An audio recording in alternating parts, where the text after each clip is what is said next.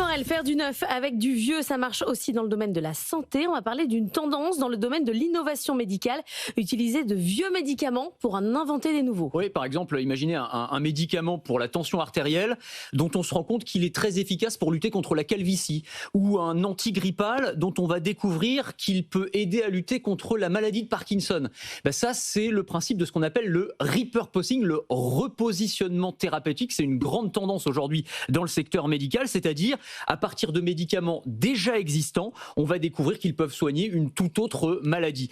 Il y a eu plein d'exemples comme ça qui sont absolument passionnants. Alors ça va de l'aspirine. L'aspirine, bon, ça soigne les maux de tête, certes, mais maintenant les médecins les prescrivent aussi à des patients qui ont subi un AVC ou un infarctus, parce que il y a l'un des effets secondaires de l'aspirine, c'est l'effet anticoagulant, de fluidifier le sang. Et donc ça va être très utile, par exemple. Un autre exemple frappant, c'est le minoxidil, qui est un médicament pour la tension artérielle.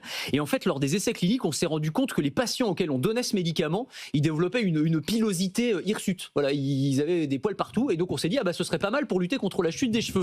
Et donc, c'est comme sympa comme effet secondaire. Mais oui, c'est sympa. Mais en fait, c'est ce qui est intéressant, c'est que souvent, en fait, c'est complètement accidentel, ces découvertes. C'est un médecin qui va prescrire un médicament à un patient et on va se rendre compte que c'est un tout autre aspect comme de sa vie. l'Ozempic, en fait, c'est avec les... C'est exactement ça. C'est un très bon exemple aussi. Alors, il y a un autre exemple industriel qui est très célèbre, c'est celui du Viagra. Le Viagra, à la base, c'était un médicament pour traiter l'angine de poitrine, qui est un problème cardiaque. Et là encore, pendant les essais cliniques, on s'est rendu compte qu'il y avait un effet secondaire qui était un peu étonnant. Je vous laisse imaginer lequel. Et donc, Pfizer, le laboratoire, s'est dit, on va changer nos fusils d'épaule parce que le business est probablement beaucoup plus intéressant sur cet effet secondaire que sur l'effet principal. Mais ça veut dire qu'aujourd'hui, avec l'IA, on reteste tous les médicaments tels qu'ils sont conçus aujourd'hui. Alors c'est là que ça devient passionnant, parce que ce qui était jusqu'ici accidentel ou un peu artisanal, on y allait à tâtons, en fait avec l'intelligence artificielle, on va pouvoir systématiser. On peut en fait tester tous les types de molécules avec tous les types de médicaments virtuellement. C'est ça l'intérêt de l'intelligence artificielle. On conçoit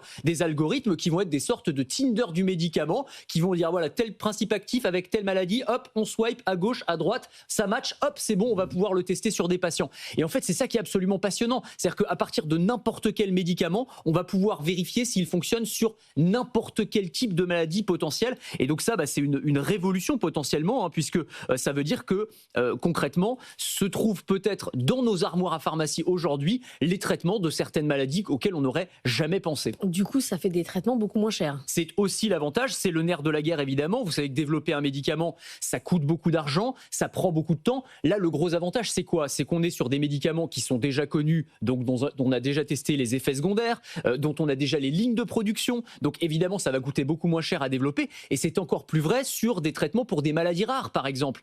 Un exemple très intéressant de ça, c'est le thalidomide. Le thalidomide, c'est un médicament qui a été conçu dans les années 50, qui était prescrit pour les femmes enceintes pour lutter contre les nausées. Sauf que c'est un médicament qui avait de graves effets secondaires, il a été retiré du marché et on s'est rendu compte plus tard qu'il était par contre très intéressant pour soigner certains cancers rares de la moelle osseuse.